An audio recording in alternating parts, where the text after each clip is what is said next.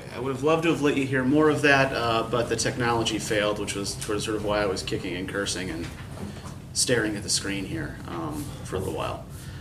Okay, so I just want to set a couple of quick ground rules for today, since I know that what we're talking about is something that can be kind of sensitive. First, I want to reiterate, right, that we are not looking at this text today from a religious perspective, right? We are looking at it as a work of literature produced by an ancient Near Eastern culture. So we are going to be looking at it in the context of other Middle Eastern religious, mythological, literary traditions. The second thing that I just want to that I just really kind of want to drive home here, right, is that we're trying to look at this in its specific cultural perspective, right, at the time it was produced. What this means, right, is that we are definitely not looking at this from a contemporary Christian perspective, right? The oldest parts of this text predate Christianity by probably about 1,000 years. The youngest parts of this text predate Christianity by about 500 years. Right, so this is composed for an audience that didn't even think of itself as Jewish yet, right? Modern Judaism, as we know it, was not yet born. So what we're looking at here is the sacred text of the precursor religion to Judaism, Christianity, and Islam. Right? What that means is that we're going to be trying to get into the heads of the ancient Israelites who would have written and consumed these texts, right? Not so much the heads of a contemporary Christian or Jewish or Muslim reader. Okay? All right, so let's just sort of start by talking about the nature of the text itself, right? What it's composed of, what it's made up of. Now, traditionally, who is usually sort of regarded as the author of the first 5 books of the Bible? Moses. Okay, yeah, tradition ascribes them to Moses, right? This is actually a tradition that started fairly late historically, though. Prior to the destruction of the Second Temple, Jews would not have regarded Moses as the author of this text. It's a belief that sort of arose while they were sort of in exile from Jerusalem, and a belief that then Christian groups sort of picked up on later, right? Now, it was a sort of rigidly enforced social norm within Jewish communities and within Christian communities that Moses was the author of these texts. And there could be serious penalties for people who questioned this. If you were in a Jewish community, you could be excommunicated, right, sort of shunned, kicked out of the community, if you pointed out that, hey, maybe Moses didn't write this. If you were a Christian and you pointed this out, depending on what era you were living in, chances were you could get burned at the stake.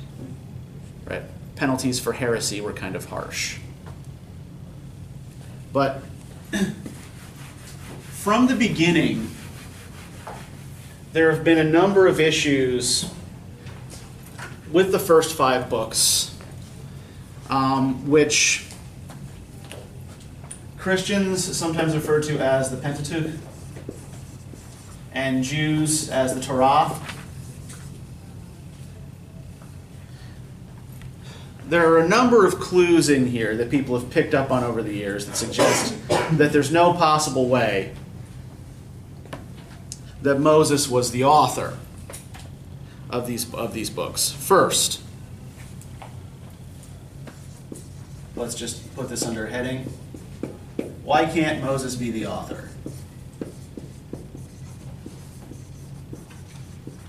Well, number one, there are several third-person accounts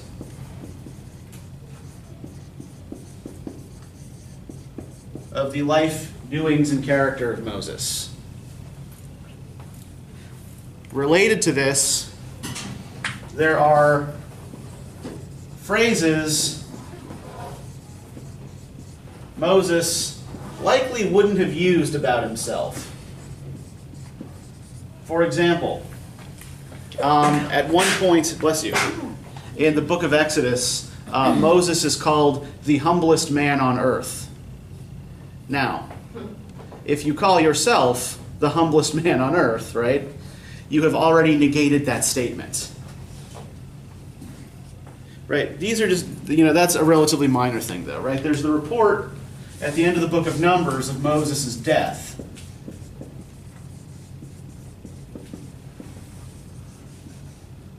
Right. Highly unlikely that he would have hung on just long enough to narrate his own death scene, right?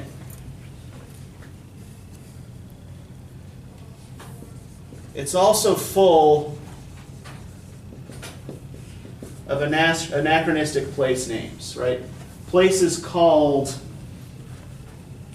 by names that they were given long after the time of Moses. There's the inclusion of material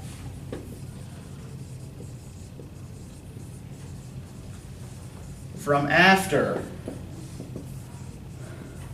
the time of Moses. For example, there are lists of kings who lived long after Moses is supposed to have died. And perhaps the most telling and important, there are lots of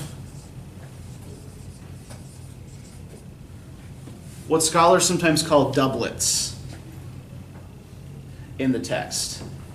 Right? This is when the same story or the same event is retold twice, and the second account differs in some respects from the first, often substantially. Right? We'll dig into some of these doublets in a moment and figure out sort of why they're important.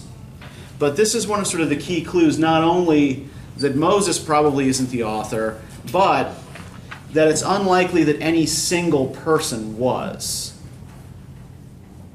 So by the 19th century, most of sort of the social stigma, cultural stigma attached to trying to parse out historical authorship of books of the Bible has gone away. At any rate, no one is being threatened with being burned at the stake for doing it by the 1870s.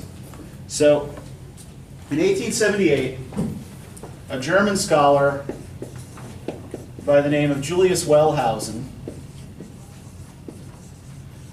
Wellhausen, he is German,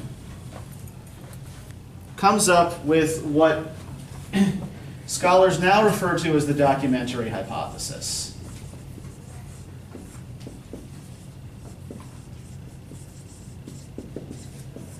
And using a few different clues that he finds running throughout the text of the Torah, Wellhausen identifies 4 different authorial voices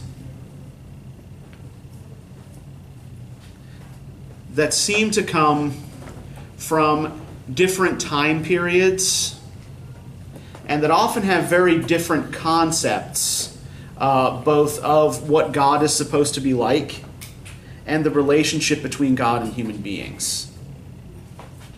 So the way he first sort of teases this out is by looking at the names used for God throughout the text, right? At different points in the Hebrew text, different names are used to refer to God. And in certain chunks, it's quite consistent which name is used. So he's able to identify these names with particular narrative strands. So the strand that he identifies as the oldest tends to use, as its name for God, the 4-letter YHWH combo. Right? In Hebrew, this is supposed to be pronounced Yahweh. In English, it has sometimes been mistranslated as Jehovah. Right? I think the King James Bible still uses Jehovah, right? It's supposed to be Yahweh.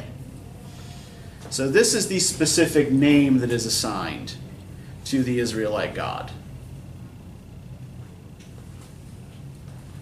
The Yahwist is the name that Wellhausen gives to this particular strain of narrative. The YHWH thing also does, the Yahweh Jehovah thing also does point up one of the difficulties in dealing with biblical Hebrew. Does anybody know what one of the interesting features of the Hebrew alphabet is? Well, what's missing from this word? No vowels. No vowels. Yeah, there are no vowels in the Hebrew alphabet. So vowels in biblical Hebrew have largely sort of been passed down through tradition. The first alphabet to include vowels is the Greek. So, fun fact there. Now, there's also a slightly different strand that tends to refer to God using the word Elohim. Now, Elohim is a sort of northwestern Semitic word that just means generically God, like small g, God. But here it's always capitalized to refer to the same God. So the author who uses Elohim to refer to God, Wellhausen calls the Elohist.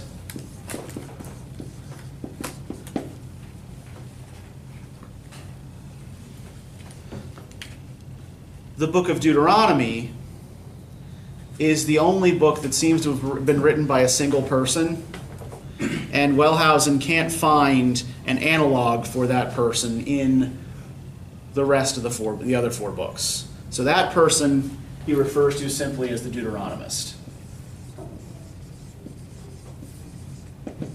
And some scholars now identify the Deuteronomist with the same person who wrote I think the book of Jeremiah and the books of Chronicles. And the last of the strands tends to use the word Adonai, which is the plural form of the ancient Israelite word for Lord. The plural seems to just be to add majesty, right? So, Wellhausen assumes that this must be after sort of the taboo against uttering the name of God entered into Israelite culture. So, this particular strand, for reasons we'll get to in a moment, he calls priestly. And usually, you'll find in the relevant literature, each of these authors referred to as by the first letter. Right, so the Yahwist will usually be referred to as J, the Elohist as E, so on and so forth, right?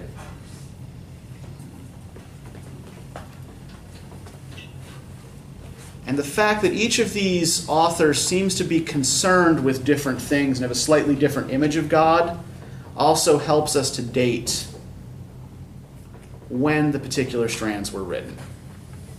So the Yahwist and the Elohist write in a style that is most similar to other ancient Near Eastern mythologies. And their concerns seem to be similar to the concerns of, say, like the people who wrote the Gilgamesh epic. Right? They're concerned with the fertility of the land and with, good rule and that sort of thing. So they're writing at the stage when the Israelite religion was still probably primarily a fertility religion. When it was least different from other ancient Near Eastern traditions.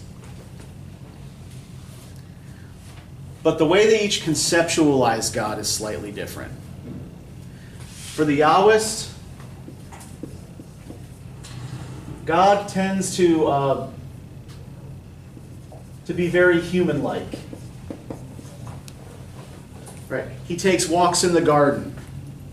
He stops and talks to people. He does very human sorts of things. For the Elohist, God communicates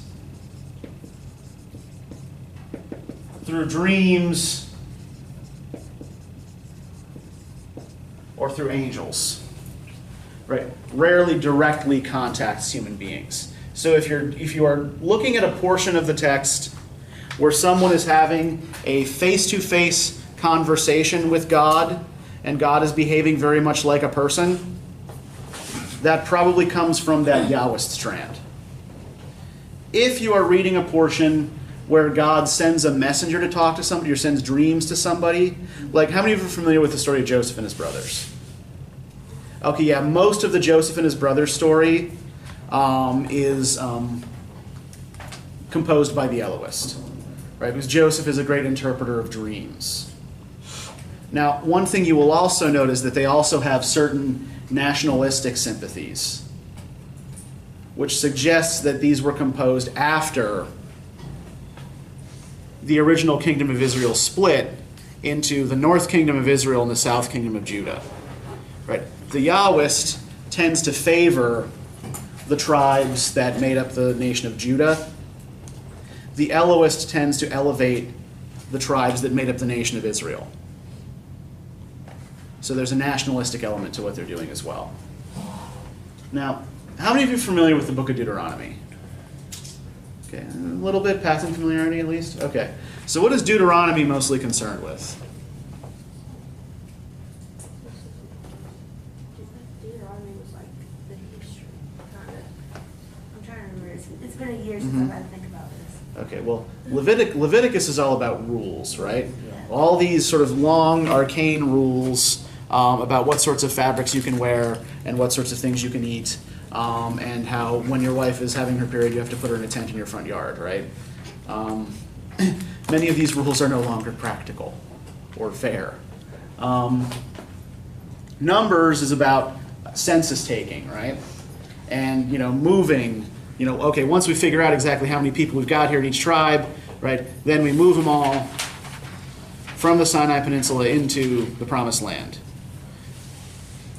And, well, the people who are already there can just suck it, I guess.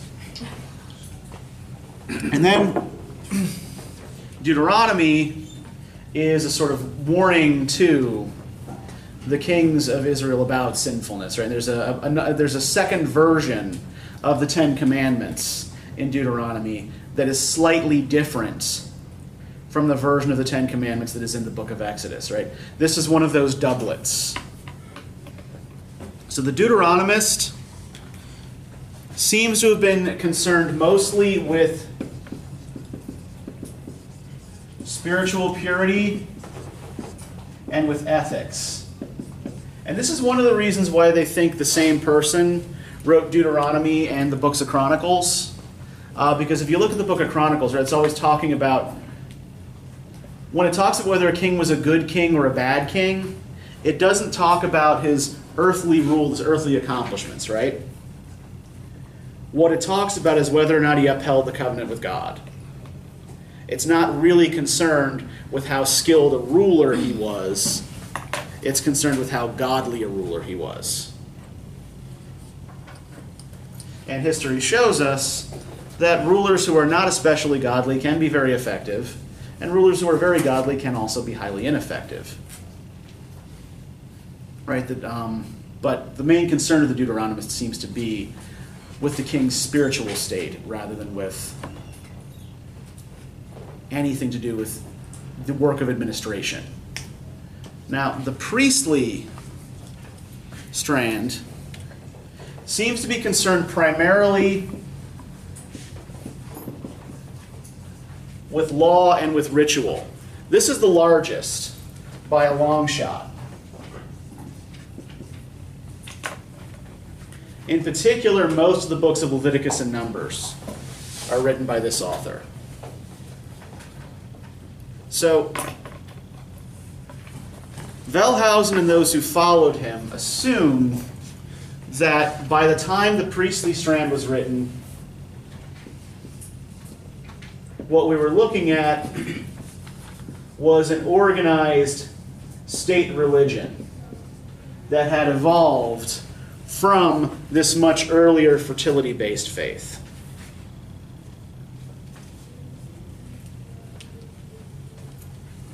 So, when it comes to dating each of these particular strands, most scholars believe the Yahwist to be the oldest.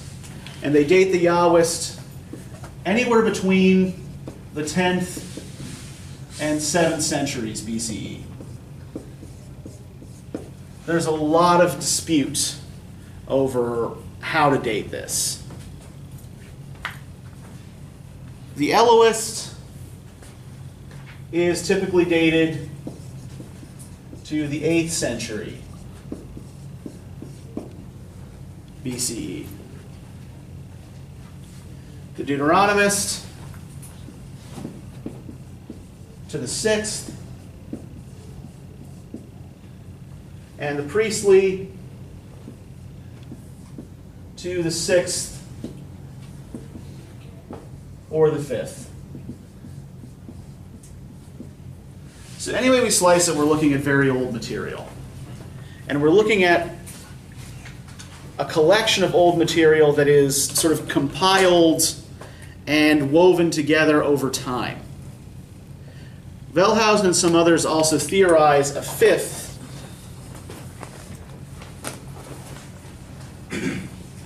voice they call R, or the redactor, right? Who is essentially whoever took these texts and wove them together. Some scholars assume the redactor to be the same as the priestly author.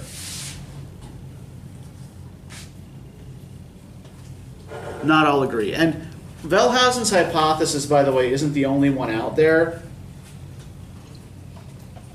But it's sort of the yardstick against which all others are measured, right? It was the earliest theory of this kind. And pretty much all serious academic Bible scholars, that is, scholars who study the history and composition of the Bible, not its spiritual dimensions, are in agreement that some version of this is what happened.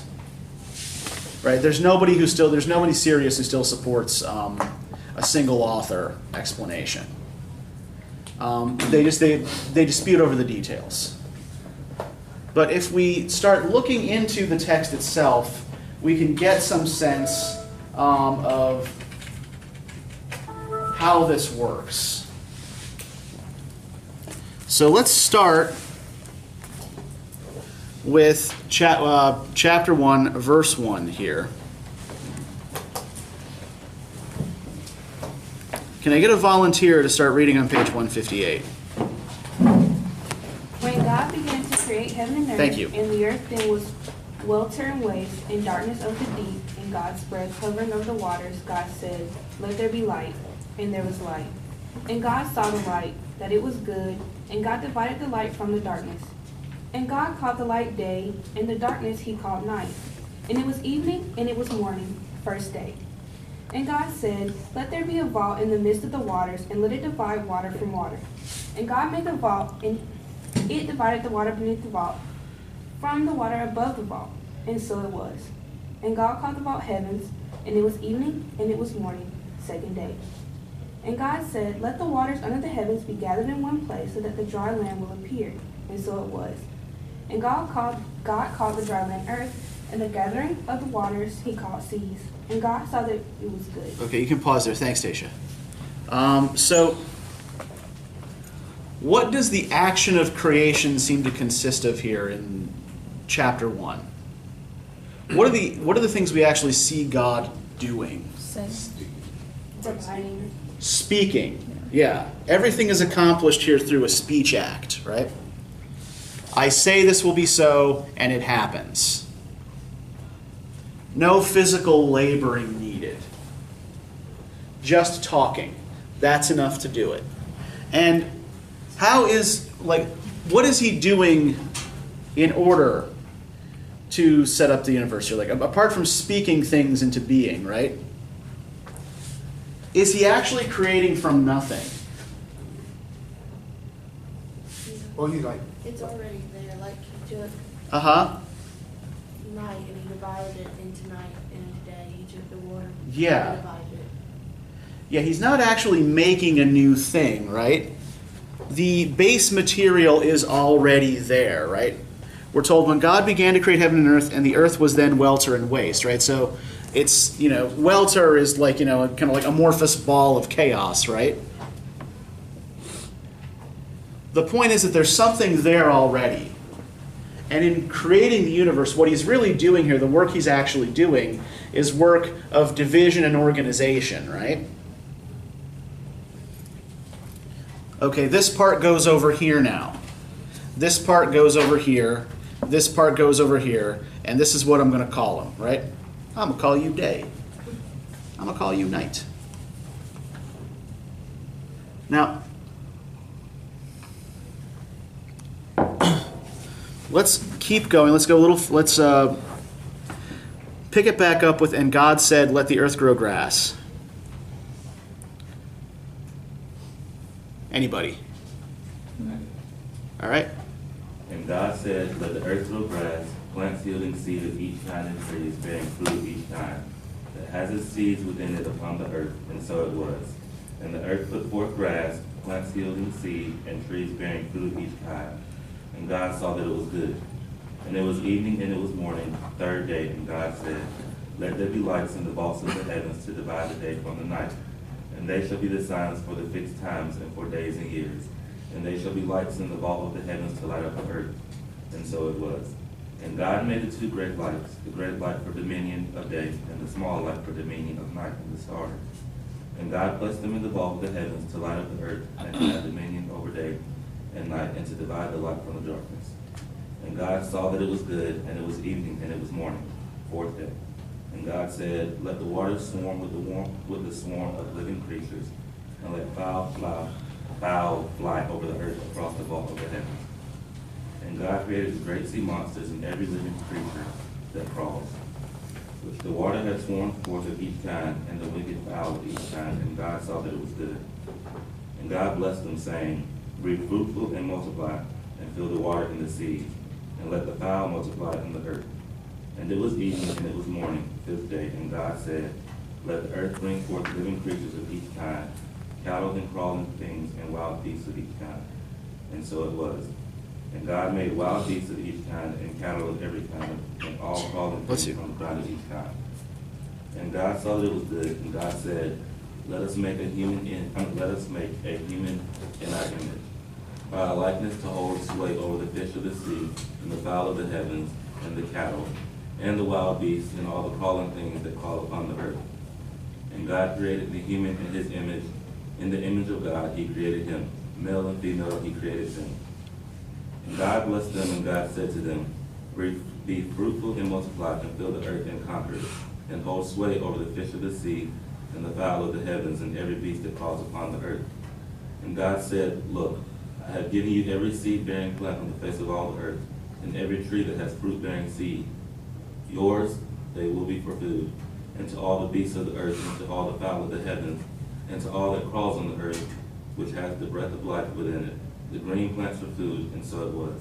And God saw all that he had done, and look, it was very good. And it was evening, and it was morning, the sixth day. All right, thank you very much, Jamal. Okay, so the main thing I want you to note here, right, is the progression of events, right? What is created last? Yeah, human beings are last in chapter 1, right? The only thing left to do, right, this is the sixth day, only thing left to do is rest on the seventh, right? So human beings are the very end of the process. And are they created separately or together? They're created, in chapter 1, they're created at the same time, right? And God created the human in his image. In the image of God, he created them. Male and female, he created them, right?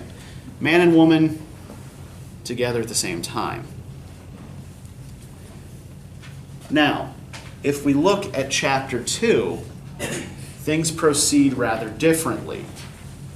Right. On the day the Lord God made earth and heavens, no shrub of the field being yet on the earth, and no plant of the field yet sprouted, for the Lord God had not caused rain to fall on the earth, and there was no human to till the soil. And wetness would well from the earth to water all the surface of the soil. Then the Lord God fashioned the human humus from the soil, and blew into his nostrils the breath of life, and the human became a living creature. Now here, where do human beings fit into the scheme of creation? More or less first, right? And they're created one at a time. Right? Adam is created first. Eve will be created later. Blood, male, animal, female. Yeah. Animals and plants are created in between the creation of the first man and the creation of the first woman. The process here by which the first human is created is also very different from what we saw in the first chapter, right? In the first chapter, God is just speaking things into existence, right? What is he doing in the second chapter? How does he create Adam? Yeah, he molds him from the soil, right? So we're seeing a much more human-like behavior there, like actual crafting. And then he breathes life into his new creation. So the difference we're seeing here, right, there's a reason for this. It's because the first chapter is an example from this priestly strand, right? And when you see things being divided up into opposite pairs, what you're typically seeing, like things being classified, things being organized, rules being given, that's usually coming from the priestly strand, particularly if they're relatively complex rules, right? Like the sort of rules that suggest a developed society that's used to following laws, as opposed to just simple rules like don't eat from that tree, right? Do whatever you want, but don't eat from that tree. Whereas in chapter 2, yeah, we're seeing the behavior of it puts humans first, right? We're seeing human-like behavior from God. And it is very much concerned with God as a sort of crafter and planter, right? It's concerned with the fertility of the soil, with the fertility of the land. Right?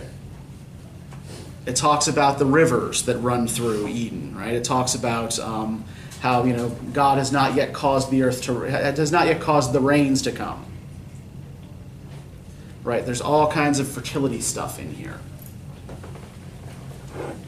So the reason we see this sort of thing is because it's been written by two different authors at different stages of civilizational development with very different concerns. We see something kind of similar if we look at the story of Noah.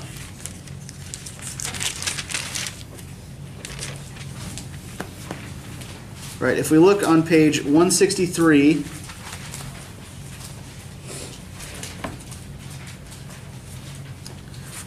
God speaks directly to Noah here, right, rather than simply letting him overhear through a reed fence like in the Utanapishtim story.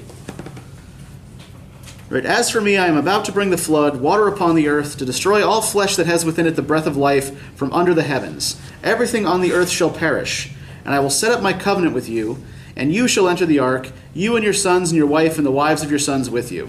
And from all that lives, from all flesh, 2 of each living thing you shall bring to the ark to keep alive with you. Male and female they shall be.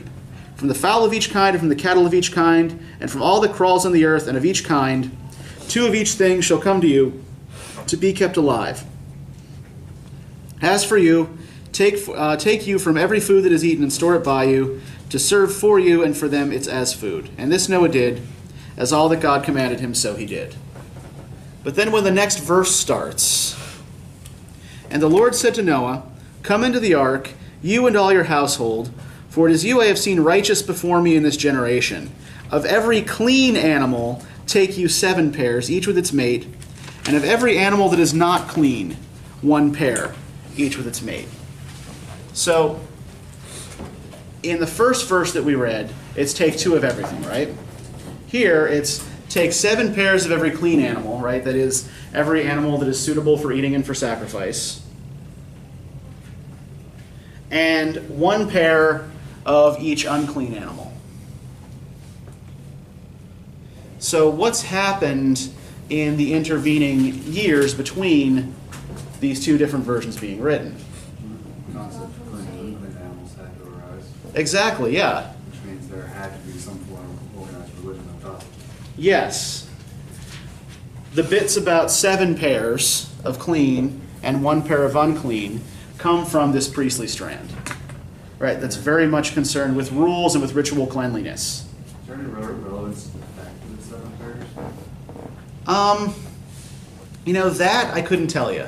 I know that single-digit prime numbers are really important symbolically in a lot of ancient cultures, right? 3, 5, 7, but not always for the same reasons.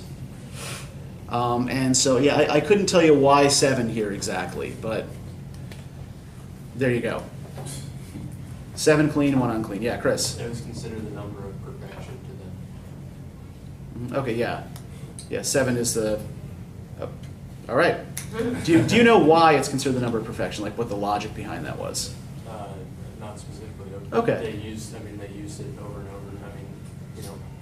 I mean, Dozens of times. 7 Yeah. is an arbitrary enough number that it feels like there has to be some meaning behind it, especially Sure. with an organized religion. Oh, yeah. driving. And yeah, and it's not arbitrary. I'm not aware of the specific symbolism. But I think, yeah, if it's the number of perfection, then that sort of idea of cleanliness sort of goes along with that. Yeah, there's a specific thing in Revelations that they take too long to explain, but there's Right. a reason behind it. Yeah. Although Revelations is also, you're dealing then with, not only are you dealing then with what has become a different religion, right?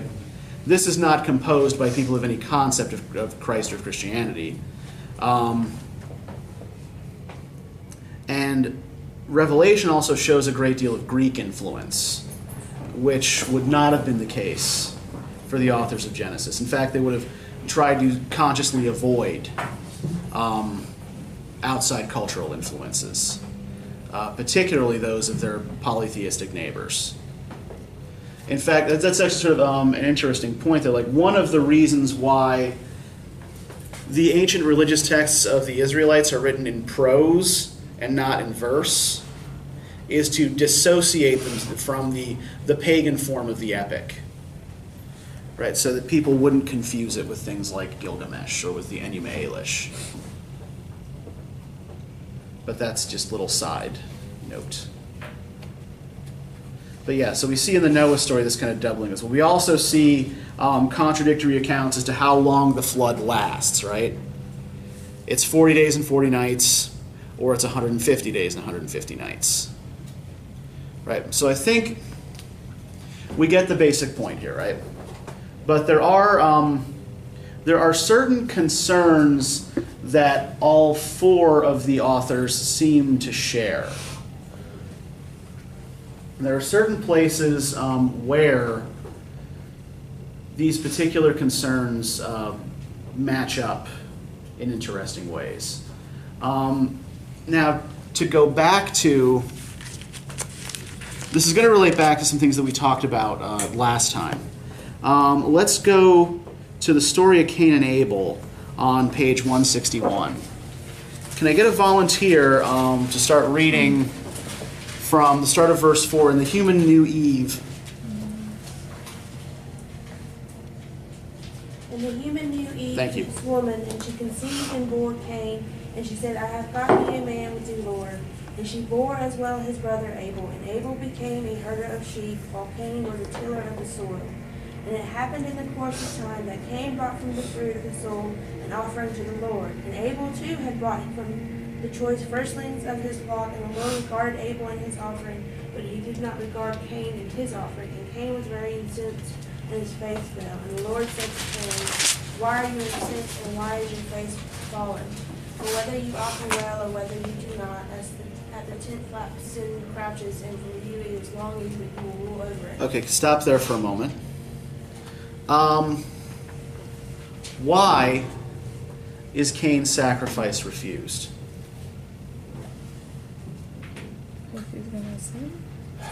Because God can sense something in him that he doesn't like, or no. Does it say that God senses anything in Cain until after the sacrifice is refused? No. Right. Cain doesn't get pissed off until he makes his offering and it's denied, right?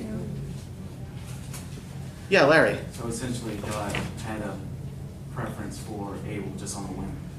Yeah, God seems to prefer Abel. I don't think it's just on a whim, but it's not really clearly explained to us what has happened here, right? There's no motivation offered for the refusal of Cain's offering.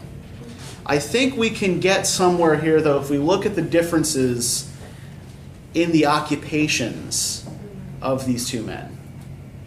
Right, what does Abel do? He's a shepherd. Yep, Abel is a shepherd. And what in many ancient Near Eastern cultures is shepherd a metaphor for?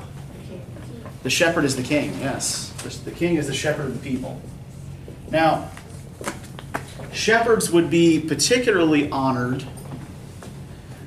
by a people who had a long-standing tradition as nomadic herdsmen, right?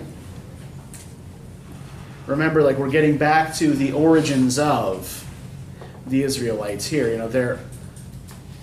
Their ancestors, when the ancestors of the Sumerians, the Babylonians started building cities, their ancestors were herding sheep and goats and consciously not doing things like building cities. Right? Settled agriculture wasn't their thing. Now, what does Cain do?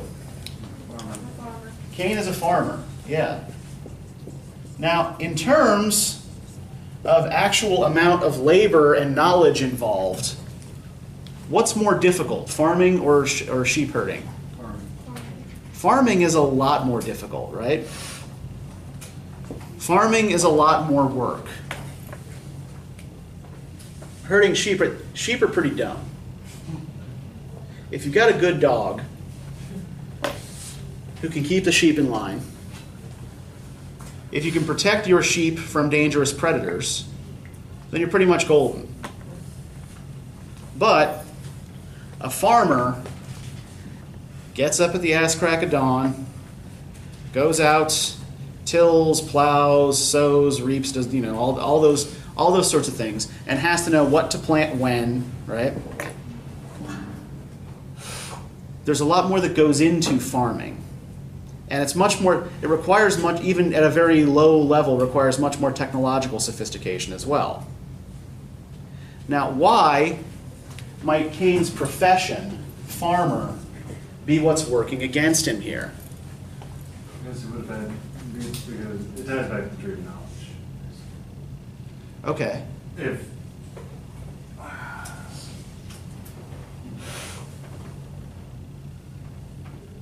Yeah, I think the idea that the tree that Adam and Eve eat from, that it's the tree of knowledge, that's part of this thread here. That's part of the strand.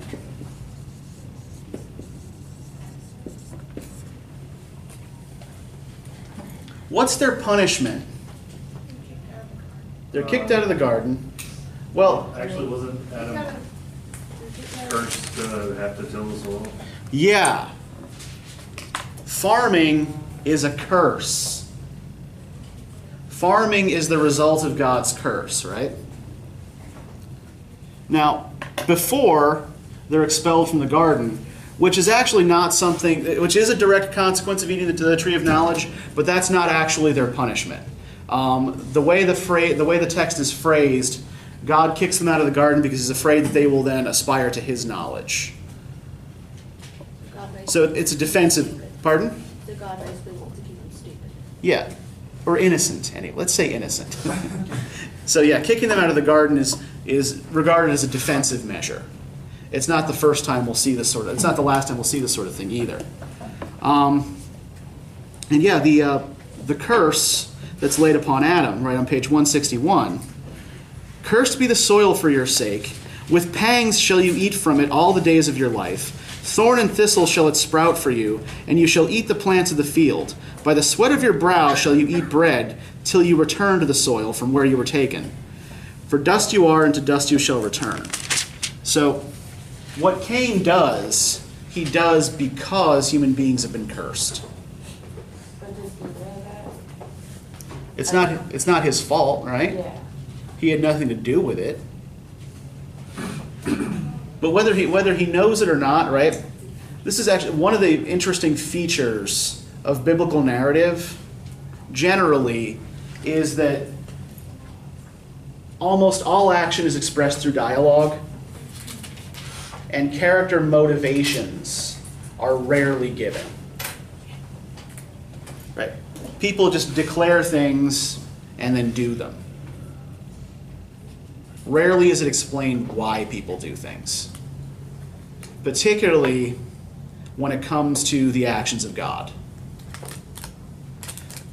In fact, there's a whole book of the Old Testament, the book of Job, right? Which is essentially, which essentially ends with God showing up in a whirlwind, appearing to Job and saying, like, I don't have to explain myself to you.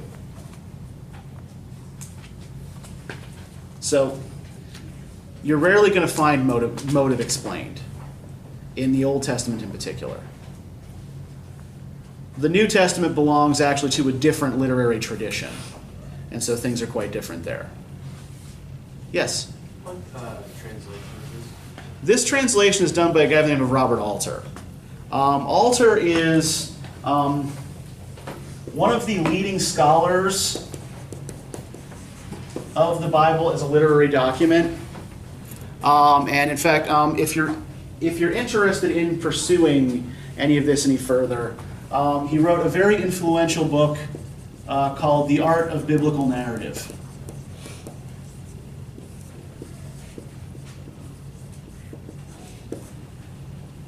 Yes? Going back to why Cain was probably upset. Mm-hmm. Yes, Cain does more work. His work required more knowledge. It Mhm. could be, I'm the oldest. I should get more praise before little brother. This is another thing that we see consistently happening, particularly in the Old Testament. The younger brother nearly always supplants the older brother. Robert Alter calls it breaking the iron law of primogeniture, right? Do you guys know what primogeniture means? Let me just write the word on the board for you.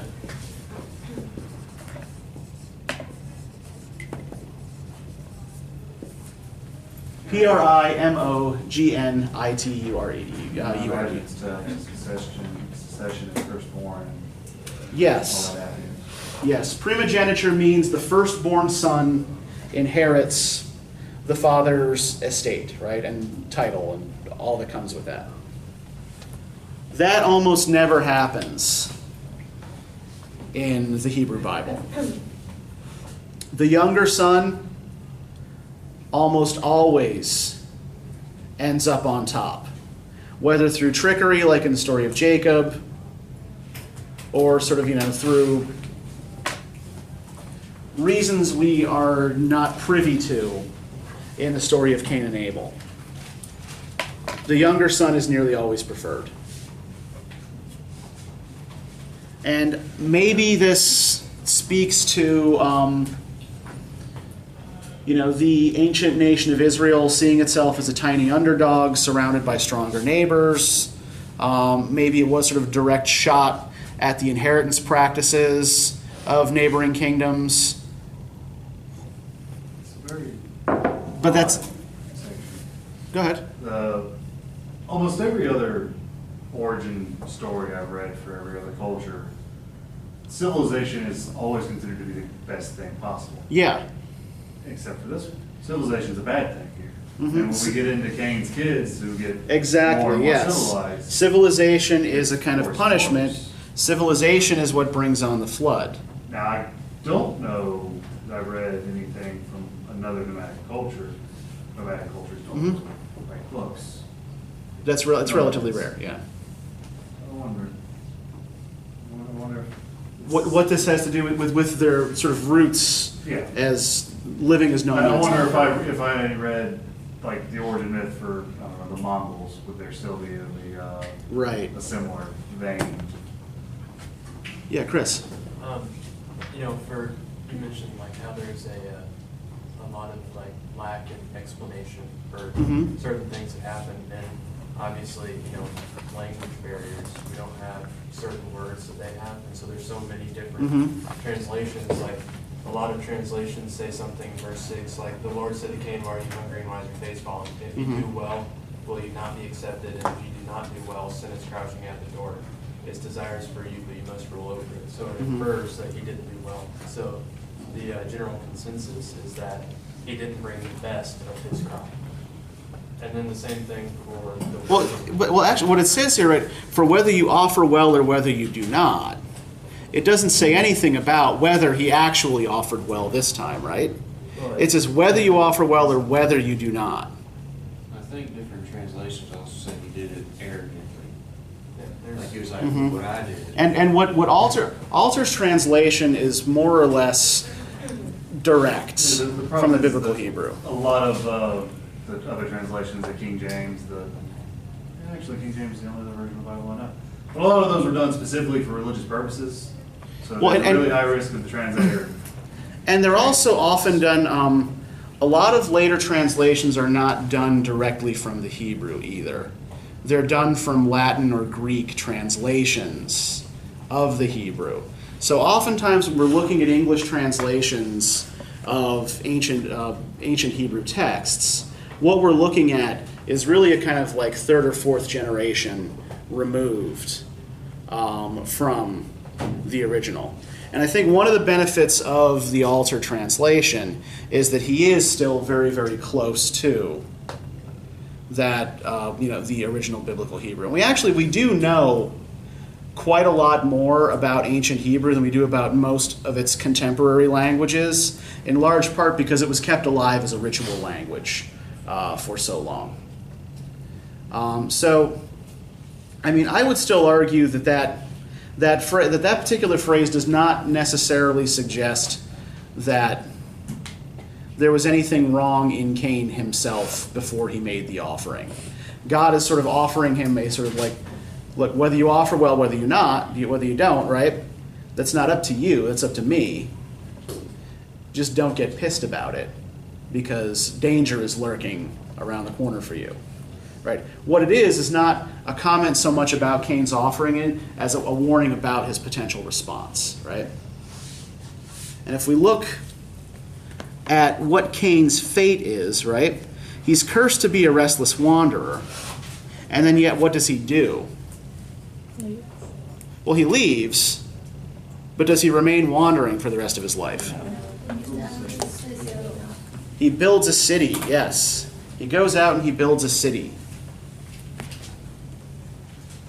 And Arad was born to Enoch, and Arad begot Mehujael, and Mehujael begot Methusael, and Methusael begot Lamech. And Lamech took him 2 wives. The name of one was Ada, and the name of the other was Zillah. And Ada bore Jabal. He was the first of the tent dwellers with livestock.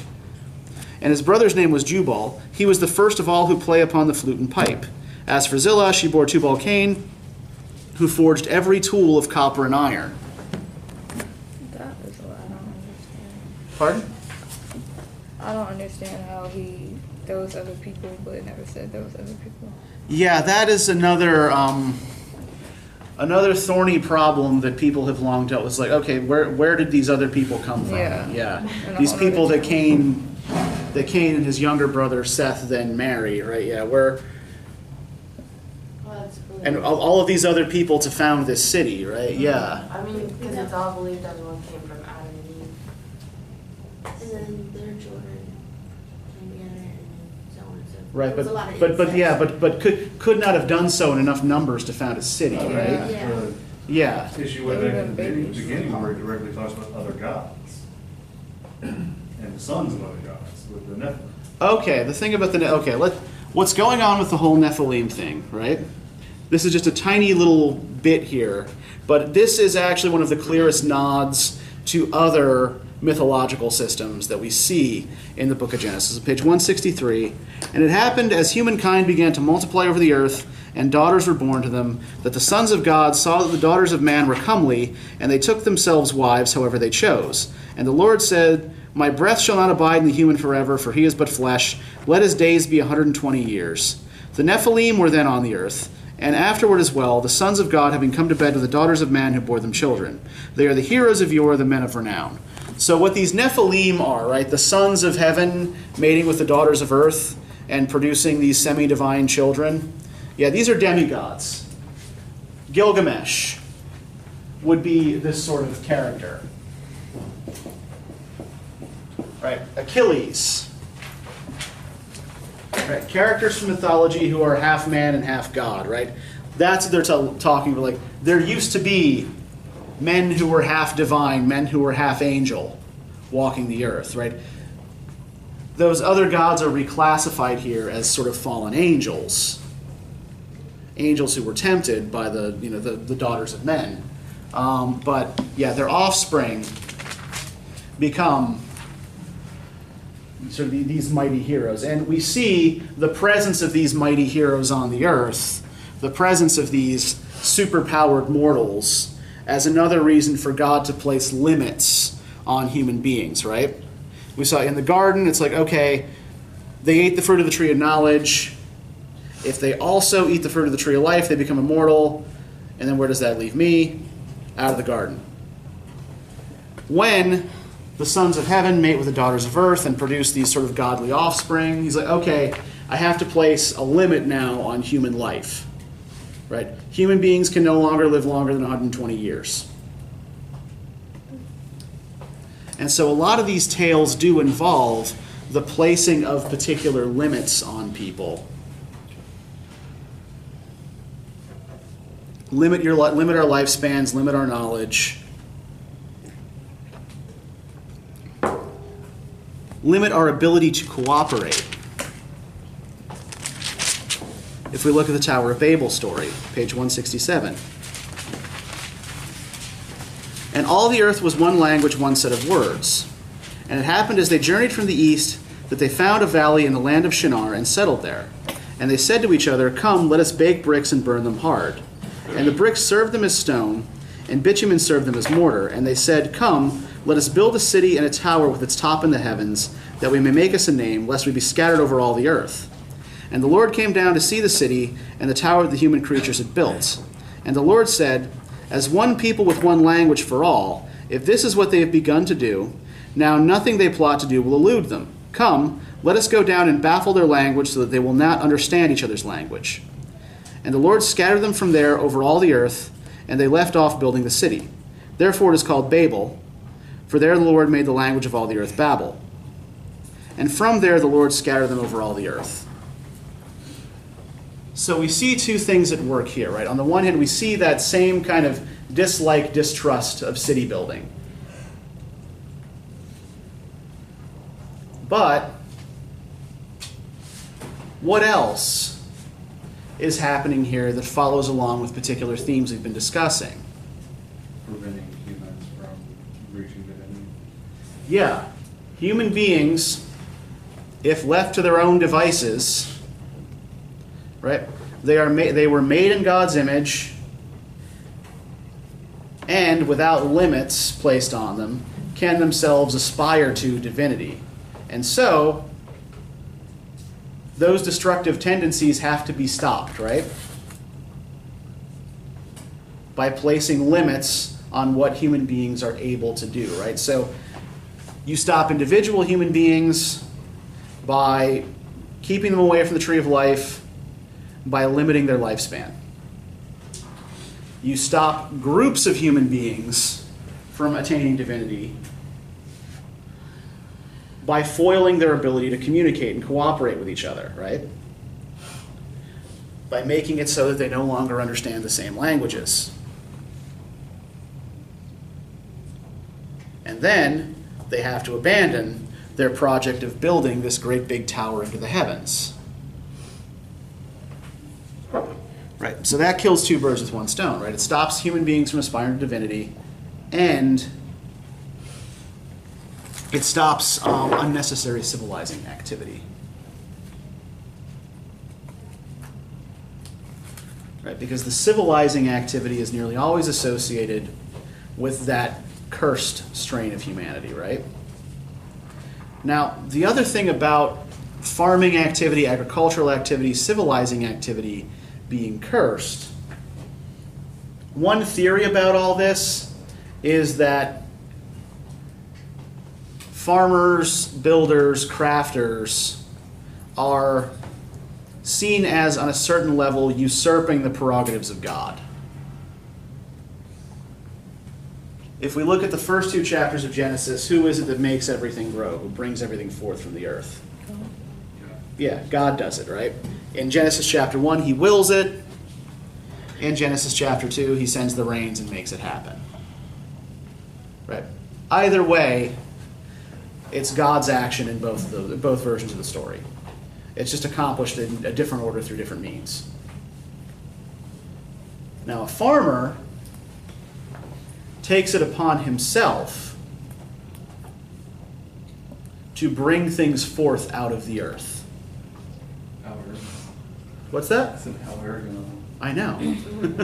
It's like, I'm hungry. I need grain to mill into bread and beer to give to Enkidu to make him a human.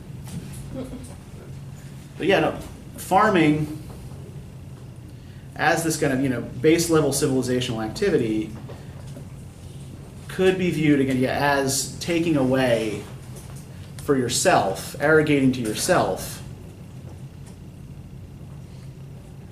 what you had allowed God to do for you when you were still just a hunter-gatherer. And so there's a great deal of suspicion of these other stages of civilization that are built on top of this, right? Now, the other thing to note here is the rather different position of human beings in the scheme of Genesis, right? Now, are human beings created as powerful potential equals in the Enuma Elish, for example? Now, what was their role in that myth? Divine custodians. Yep, they are the janitors of the gods, right? They are just there to take care of the earth so the gods don't have to do it anymore. And they do it through things like farming, right? Okay, you guys make the earth bloom on your own now, right? You sort of little clay creations of ours, you run about and do this. But here, human beings are only given these kinds of responsibilities, these kinds of punishments, as they fall further and further away from a golden age in which they didn't have to work and didn't have to produce anything. Right? Human beings are created not to be the servants of natural forces. Right? They're created for nature to serve them, right? Page 159. Be fruitful and multiply and fill the earth and conquer it, and hold sway over the fish of the sea and the fowl of the heavens and every beast that crawls upon the earth. And God said, Look, I have given you every seed-bearing plant in the face of all the earth, and every tree that has fruit-bearing seed. Yours they will be for food. And to all the beasts of the earth, and to all the fowl of the heavens, and to all that crawls on the earth, which has the breath of life within it, the green plants for food. And so it was. And God saw all that he had done, and look, it was very good. And it was evening, and it was morning, the sixth day. So, human beings aren't created to manage God's creation here, right? They are created to run it. They're created to rule it. Right? He's like, this is all for you.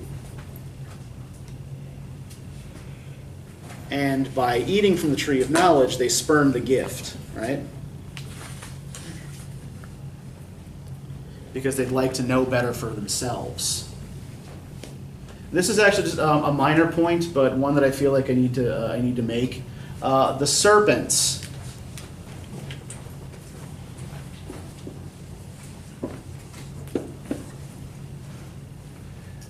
is regarded, I know, in the Christian tradition as the devil, hiding out in the garden. In the ancient Israelite religion, there is no devil. The serpent in the garden, to them, would have just been a serpent. Right? So the punishment ordained for the serpent by God is not a punishment for a rebellious angel. It is simply a punishment for a snake that spoke above its station. Right? The serpent is just a serpent, according to, to this particular reading. Now, there is a figure in the Hebrew Bible who is called Hasatan. It's not clear if this is always the same figure. Hasatan means the adversary, and he appears most prominently in the book of Job, right, where he is the guy who suggests to God that Job's faith be tested, and he's allowed to visit all sorts of plagues upon Job. Now, Hasatan is not the adversary of God. He's the adversary of man.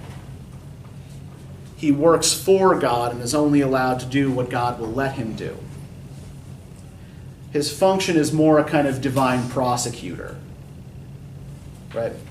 Human beings are brought before God. It's like, he's the guy who's supposed to weigh a person's good deeds against their sins, right? And argue to God that this person, doesn't deserve, to be honored or what have you, right? So the concept of the Christian devil sort of grows out of this and a few other traditions. But yeah, the Israelites would have had no concept of a devil per se. For them, the idols of their neighbors were bad enough.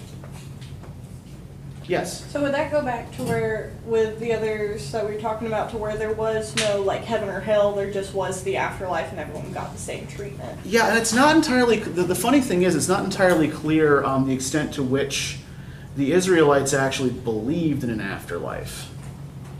The Israelite religion is a very this-worldly religion. It's about obeying a particular set of rules in this world. Afterlife concepts seem to come rather later. In fact, even at the time of the Roman occupation of Judea, sort of the time of the birth and ministry of Christ, there were two major sects of Jews: the Pharisees, who did believe in an afterlife, and the Sadducees, who did not. There were other political divisions between these two groups, but there's even some debate today over whether between contemporary Jews over whether there's an afterlife or not. So this is an issue that Judaism never quite resolves. But yeah, as you've probably noticed here, there's really little reference to anything after this life. Right? There's one guy, Enoch, who gets sort of plucked up by God and brought into heaven, but we're not really told about anybody else experiencing any kind of afterlife. Yes? I think it kind of ties into how, in these books, God treats them like they're his family, like they're his children, in everything that they do. The more they build and the more they try to organize, they get further from God, and then sin happens and things like that. And it's all of their rules were based off of what would keep them alive and doing good, in that world. But does the text ever actually explain it that way? That's the part of the problem, is there is that lack of explanation for motive most of the time, right? And that we are also dealing with 4 different narrative strands written at different times, at different stages of the civilization, often with different concerns. And I think where you'll see the more sort of familial kind of treatment of human beings is going to be in the Yahwist portions, where God behaves more like a person.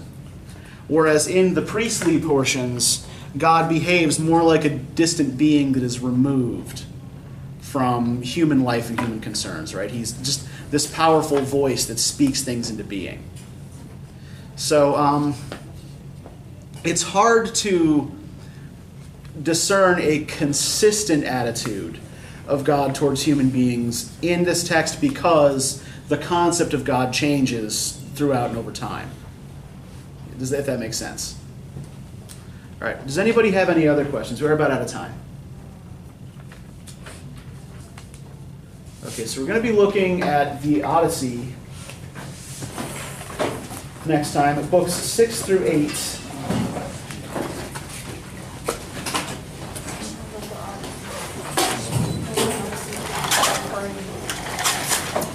So I do have some questions for you to think through.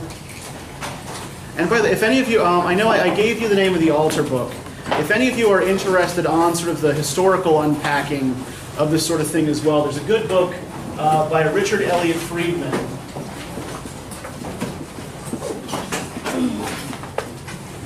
It's simply called Who Wrote the Bible?